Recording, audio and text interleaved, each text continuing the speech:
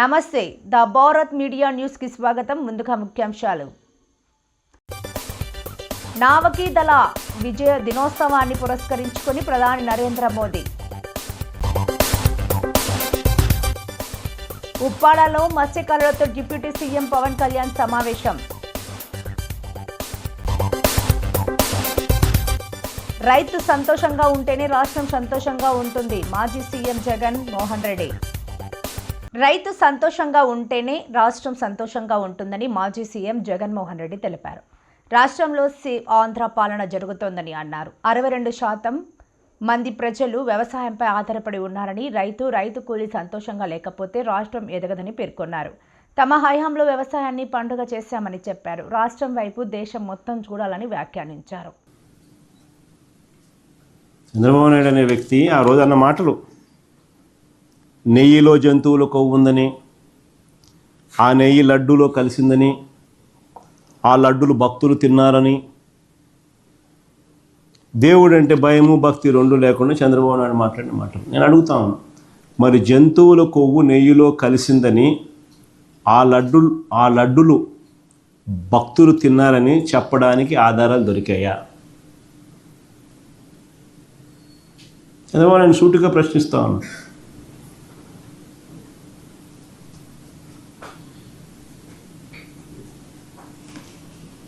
కల్తీ నెయ్యి ఆరోపణలున్న ఆ ట్యాంకర్లు, ఎన్ని క్వశ్చన్స్ నేను అడుగుతాను. ఆ కల్తీ నెయ్యి ఆరోపణలో ఉన్న ఆ ట్యాంకర్లు ప్రసాదం తయారీలోకి వెళ్ళాయా?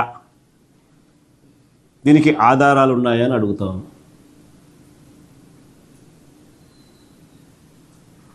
ఎందుకనంటే టీటీడీలో ఒక రోబస్ట్ ప్రొసీజర్ ఉంది.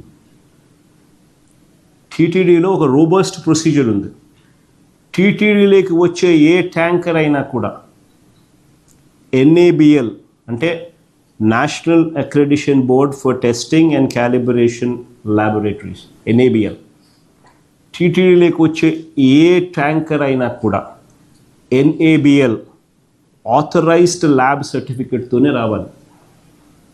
ఇది మ్యాండేట్, ఇది rule, rule. Without this certificate, they will not even be entering, they cannot even come close to Tirupati. తర్వాత టీటీడీలో ఈ NABL సర్టిఫికేట్ ఒక్కటే ఒప్పుకోరు. ఇది కూడా పార్ట్ ఆఫ్ ది ప్రొసీజర్. టీటీడీలో ఒక ల్యాబ్ ఉంది, వాళ్ళ సొంత ల్యాబ్ ఉంది. ఆ సొంత ల్యాబ్లో కూడా మళ్ళా టెస్ట్ పాస్ కావాలి. ఏ ట్యాంకర్ అయినా, ప్రతి ట్యాంకర్. టెక్కలి మండలం కేంద్రంలోని వైభవ శ్రీ వెంకటేశ్వర స్వామి వారిని రాష్ట్ర వ్యవసాయ శాఖ మంత్రి కింజారపు అచ్చెన్నాయుడు గురువారం దర్శించుకున్నారు. ఆలయ అర్చకులు ఆయనకు ఘన స్వాగతం పలికి ప్రత్యేక పూజలు నిర్వహించారు. స్థానిక కమిటీ సభ్యులతో మాట్లాడుతూ ఆలయ అభివృద్ధికి అన్ని విధాల సహాయ సహకారాలు అందిస్తామని మంత్రి హామీ ఇచ్చారు.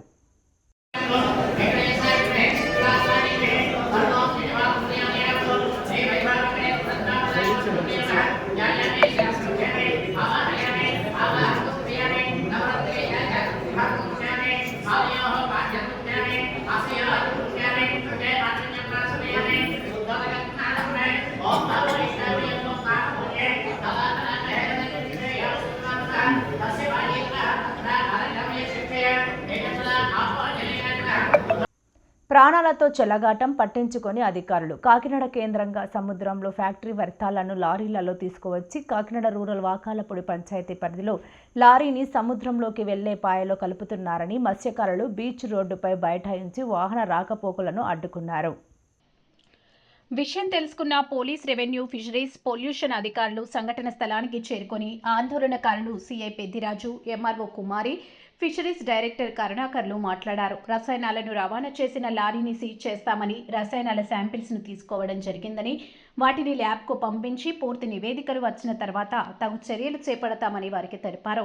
మత్స్యకారులు, జనసేన నాయకులు శివకిషోర్, సోదే ముసలయ్య, వంక శివలు మాట్లాడుతూ కలుషిత రసాయనాలు కలుస్తున్నాయని తమకు గత కొన్ని సంవత్సరాలుగా తెలిపినప్పటికీ ఆధారాలు లేకపోవడంతో అయితే వారం రోజుల నుంచి రాత్రి సమయంలో గస్తీ కాస్తే నిన్న రాత్రి 10:30 ప్రాంతంలో ఒక కంపెనీకి చెందిన లారీ కనిపించడంతో వారిని ప్రశ్నిస్తే పొంతనలేని సమాధానాలు చెప్పారు.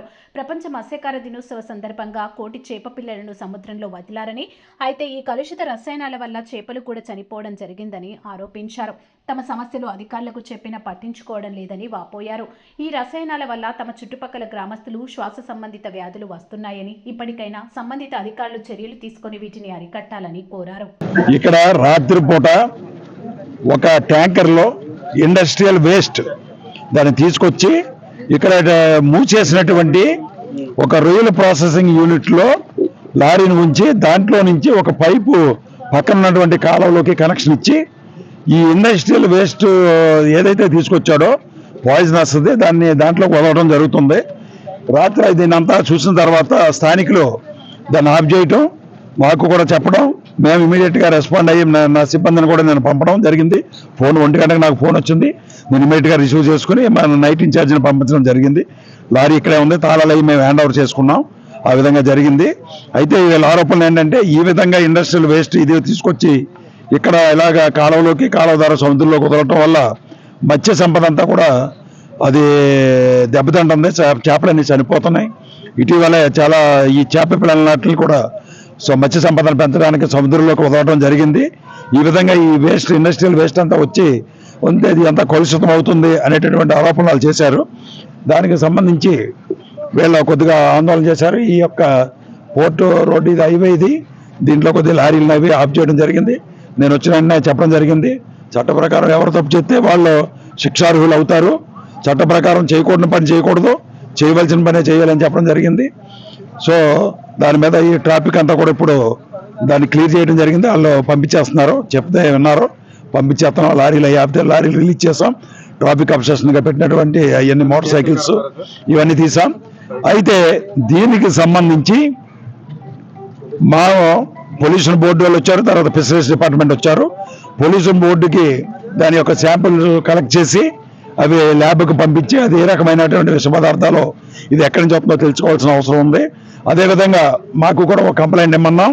మా కంప్లైంట్ ఇస్తే ఇది పబ్లిక్ సేఫ్టీ ప్రజారోగ్యానికి భంగం కలిగించేటటువంటిది ఏదైనా ఉందా, ఒకవేళ ఉంటే దాని కోణంలో ఏంటన్న దాని ప్రకారం మేము చట్ట ప్రకారం మాకు ఏ పరిధిలోకి వస్తుందో చూసి దాని ప్రకారం కేసు కట్టి వాళ్ళ మీద కూడా మేము చర్యలు తీసుకుంటామని చెప్తున్నాం. ఇక్కడ ఏం లేదు, ఇదంతా అనాథ రొయ్యల ప్రాసెసింగ్ యూనిట్. దిస్ ఈజ్ రొయ్యలు మూసివేసినటువంటి రొయ్యల ప్రాసెసింగ్ యూనిట్లో ఇతను చేస్తున్నాడు. ఇతను అసలు ఎవరో, ఎక్కడికి ఎందుకు తెచ్చాడు, ఇదంతా కూడా దర్యాప్తులో తేలవలసి ఉంది. ఈ లారీ ఎక్కడి నుంచి వచ్చింది, ఈ లారీ ఓనర్ ఎవరో, ఈ రొయ్యల పరిశ్రమను లీజుకు తీసుకున్న అతను ఎవరో, ఈ లారీ ఓనర్కి రొయ్యల పరిశ్రమ లీజు తీసుకున్న అతనికి ఏంటి సంబంధం, అదేవిధంగా ఈ ఇండస్ట్రియల్ వేస్ట్ వస్తుంది, ఇది అసలు ఎక్కడి నుంచి వస్తుంది, ఆ వేస్ట్ పంపించే అతనికనే ఈ రొయ్యల ప్రాసెసింగ్ లీజు తీసుకునే అతనికి ఏంటి సంబంధం, ఇవన్నీ కూడా దర్యాప్తులో తేలవలసి ఉన్నాయి. ముందు కంప్లైంట్లు తీసుకుని ఏ సెక్షన్ ప్రకారం వస్తాయో కేసులు నమోదు చేసి తర్వాత దీని మీద పరిష్కారం ఉంటుంది. A18గా ఉన్న తంబళ్లపల్లి టీడీపీ మాజీ ఇన్ఛార్జ్ జయచంద్రారెడ్డి బావమరిది గిరిధర్ రెడ్డిపై మరో కేసు బి కొత్తకోట తుమ్మనంగుంట వద్ద సర్వే నెంబర్ 111లో అనుమానితులు లేకుండా అక్రమంగా క్వారీ నిర్వహిస్తున్నారని మదనపల్లి ఫస్ట్ క్లాస్ మెజిస్ట్రేట్ కోర్టులో కేసు వేసిన mines and geology assistant director D V Rangakumar.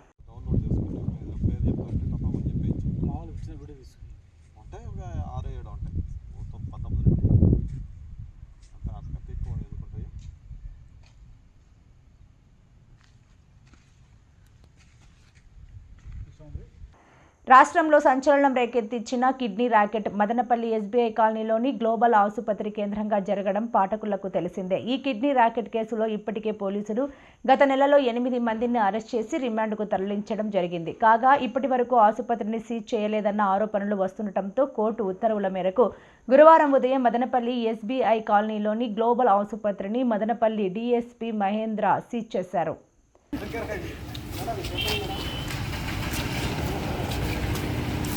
అంతేనా, ఫోటో ఒకటే కదా.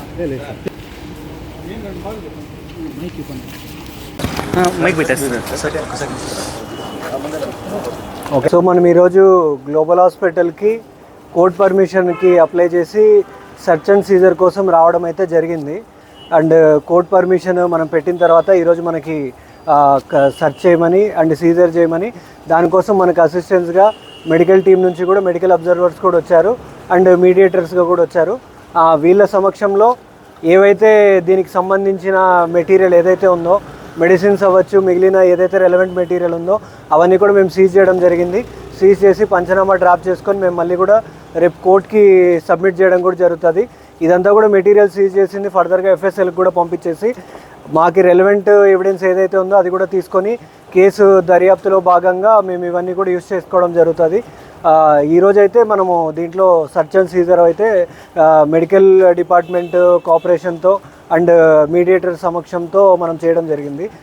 థ్యాంక్ యూ అండి. కాకినాడ ఉప్పాడలో మత్స్యకారులతో డిప్యూటీ సీఎం పవన్ కళ్యాణ్ సమావేశమయ్యారు. ఈ సందర్భంగా ఆయన మాట్లాడుతూ మత్స్యకారులను ఆదుకుంటామని హామీ ఇచ్చారు. వ్యాధి నిర్ధారించాలి అంటే, జబ్బుని చెప్పాలి అంటే టెస్టులు లేకుండా జబ్బుని చెప్పలేం. మీకు కొంతమందికి ఒక అనుభవం ఉంటుంది. మనకి ఇక్కడే తేడా ఉంది. ఏంటి తేడా అంటే అది ONGC వల్ల వచ్చిందా లేదంటే ప్రకృతి పరంగానే. ఒకసారి సముద్రంలో కూడా ఎక్కడో పక్క దేశాల్లో ఉండే పొల్యూషన్ కూడా వచ్చి మన తీర ప్రాంతానికి చేరుతుందా కరెంట్స్ వల్ల, ఇవన్నీ తెలియదు. అందుకని మనం కూర్చోబెట్టి దాన్ని నిర్ధారించడానికి నేను డాక్టర్ జో కేడుకూడనని మన ప్రిన్సిపల్స్, మన ప్రధానమైన శాస్త్రవేత్త, మన రీజనల్ మన ఐకార్ అని ఉంటుంది, Indian council of agricultural research and central marine fisheries research institute, ఇది విశాఖపట్నం రీజనల్ డైరెక్టర్. సో వారిని నేను ప్రత్యేకించి పిలిపించాను. ఆయన పేరు మన కలెక్టర్ గారు సిఫార్సు చేశారు. ఆయన కూర్చోబెట్టి నేను ఏం చెప్పానంటే, సార్ మీ ఇన్స్టిట్యూట్ తాలూకు అసలు ముఖ్య ఉద్దేశం ఏంటి అంటే, వాళ్ళు ఏంటంటే మత్స్యం ఒక చేపల వృత్తి మీద ఆధారపడే మత్స్యకార కుటుంబాలని వారికి జీవన ప్రమాణాలను పెంచడం. అంటే వారికి ఏదైతే వేట ప్రధానమో ఆ వేట తాలూకు ఆ మత్స్య సంపదని ప్రప్రదంగా దాన్ని పెంచడం, వారి రక్షణకి ఇది. సో చెప్తా నేనేం చెప్పానంటే, ఆయన 100 చెప్పాను నాకు. దాంట్లో ఏం ప్రాక్టికల్ అంటే, ఆయన కొన్ని చెప్పింది ఏంటి అంటే, ఒకటి మనం చేయగలిగే ఉన్నాయి. ఒకటి ముందు తీర ప్రాంత రక్షణ కూడా కాకుండా మెయిన్ ఆయనకి ఇచ్చిన గోల్ ఏం చెప్పానంటే, సార్ ఎంత పొల్యూషన్ చెప్పండి ఫస్ట్.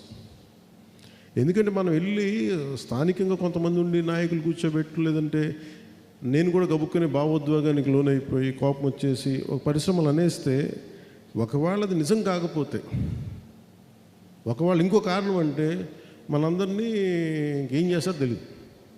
నేను అబాస్ పాలైపోతాను, మనకేమో స్టాండ్ ఉండదు. అందుకే నేనేం చెప్పాను, ఒక సైంటిఫిక్ పద్ధతిలో పెడదాం సార్, మీరు చూడండి అంటే ఆయన కూర్చోబెట్టి ఆయన చాలా కారణాలు చెప్పారు. అందుకని మేము ఒక 20 చోట్ల మేము శాంపిల్ తీసుకుంటాం.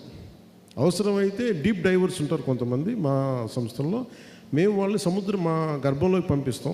వాళ్ళు చెప్తారు కొంచెం, మీరు కూడా వాళ్ళని మీ సహాయ సహకారం మీ పడవల్లో తీసుకెళ్ళి ఇలాంటి ఇక్కడ మాకు ఉంది ఇబ్బంది అని అంటే, వాళ్ళు లోపలికి పోయి ఆ లోపల వాళ్ళు ఏం చేస్తారంటే కూర్చోబెట్టి ఆ మట్టిని తీస్తారు.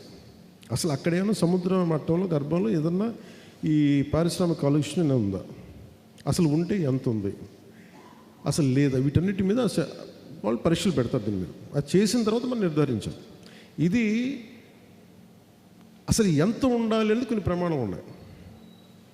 అంటే కాలుష్యం ఉంటే తీర ప్రాంతాల్లో ఉన్నాయి అంటే మరి ఎంత కాలుష్యం ఉంది, ఏ స్థాయిలో ఉంది, అసలు మత్స్య సంపద చచ్చిపోయేంత కాలుష్యం ఉందా లేదా, ఏం కారణాలు, 100 కారణాలు ఇవన్నీ కూర్చోబెట్టి అది సైంటిఫిక్ అనాలిసిస్ చేస్తారు. మీతో మాట్లాడిన వారం రోజులు చేసామా 5 రోజులుగా, అక్కడ పిఠాపు నుంచి వచ్చిన 5 రోజులకే నేను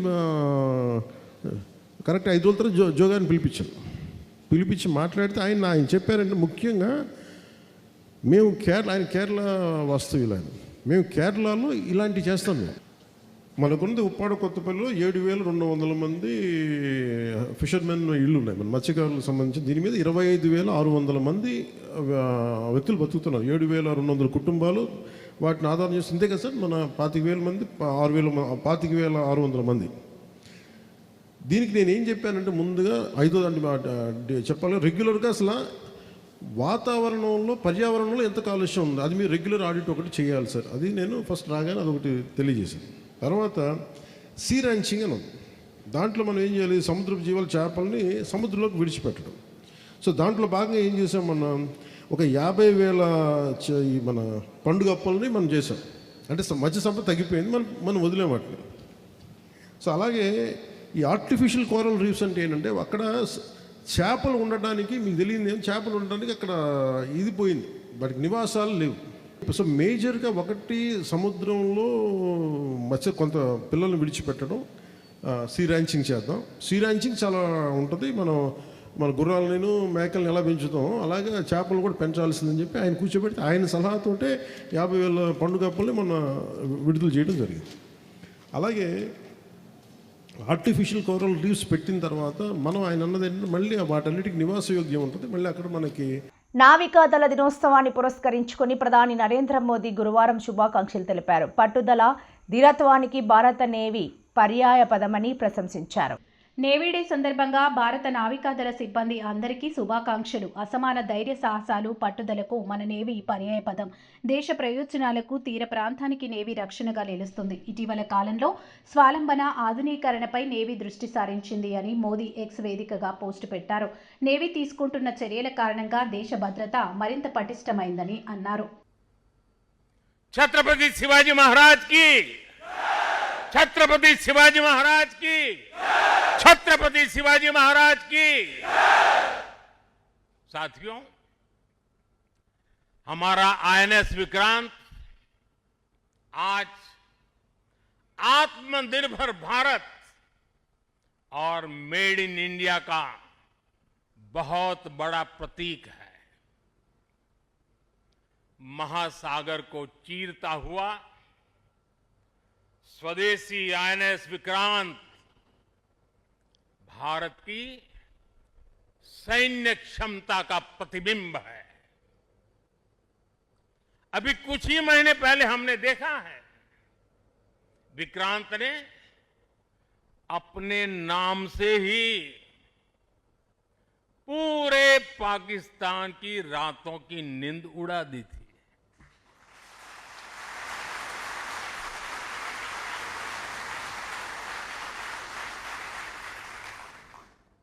जिसका नाम ही दुश्मन के साहस का अंत कर दे, वो है आईएनएस विक्रांत। वो है साथियों, मैं इस अवसर पर हमारी सेनाओं को खास तौर पर सैल्यूट करना चाहता हूं।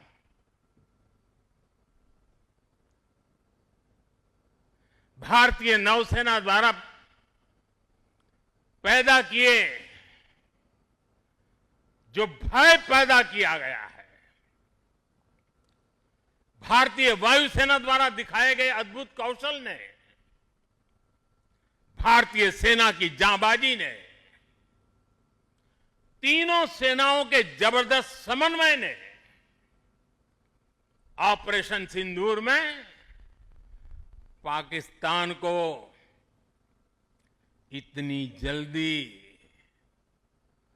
घुटने टेकने पर मजबूर कर दिया था।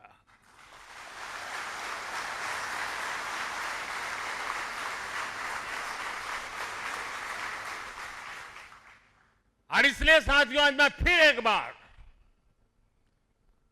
आईएनएस विक्रांत की इस पवित्र साधना स्थली से, पराक्रमी स्थली से तीनों सेना के जांबाज जवानों को फिर एक बार सैल्यूट करता हूं। साथियों, जब दुश्मन सामने हो, जब युद्ध की आशंका हो, तब जिसके पास अपने दम पर लड़ाई लड़ने की ताकत हो, उसका पलड़ा हमेशा भारी रहता है। రాష్ట్రీయ స్వయం సేవక్ సంఘ్ ఆర్ఎస్ఎస్ 100వ వార్షిక వేడుకల పురస్కరించుకొని కాకినాడ నగరంలోని ఉన్న 50 డివిజన్లతో పాటు రూరల్లో ఉన్న 6 డివిజన్లతో మొత్తం 56 హిందూ సమ్మేళనాలు నిర్వహిస్తున్నట్లు ఆర్ఎస్ఎస్ నాయకులు స్పష్టం చేశారు. ఆర్ఎస్ఎస్ ఆధ్వర్యంలో కాకినాడ హిందూ సమ్మేళన నిర్వహణ సమితి ఈ కార్యక్రమాలు నిర్వహిస్తుంది. దీనికి సంబంధించిన వివరాలను కాకినాడ నగర హిందూ సమ్మేళన నిర్వహణ సమితి అధ్యక్షులు నారాయణ మురళి కాకినాడ నరసన్న నగర్లో ఉన్న వ్యాస భవనంలో బుధవారం విలేకరుల సమావేశంలో వెల్లడించారు. ఈ సందర్భంగా మురళి మాట్లాడారు. ఈ సమావేశంలో ఆర్ఎస్ఎస్ జిల్లా సంచాలక్ సిహెచ్ విజయప్రకాష్, నగర కార్యవాహి బాలాజీ, ఆర్ఎస్ గోదావరి విభాగం సహా సంపర్క్ కె అప్పాజీ, రాష్ట్ర సంఘ్ చాలక్ వివి సుబ్బారావులతో పాటు సమితి అధ్యక్షులు, ఉపాధ్యక్షులు, ఇతర సభ్యులు పాల్గొన్నారు. శ్రీరామ్ అండి. ఇక్కడికి విచ్చేసిన పత్రికా విలేకరులకు, ఆర్ఎస్ఎస్ సభ్యులందరికీ నమస్కారములు. యాక్చువల్లీ ఈరోజు ఈ పత్రికా సమావేశం నేను మొన్ననే తెలియపరిచారు. ఇదేంటంటే మీ అందరికీ తెలుసు, ఆర్ఎస్ఎస్ స్థాపించి కేశవరావు రెడ్డి 1925లో 100 సంవత్సరాల క్రితం స్థాపించి 100 years అయింది.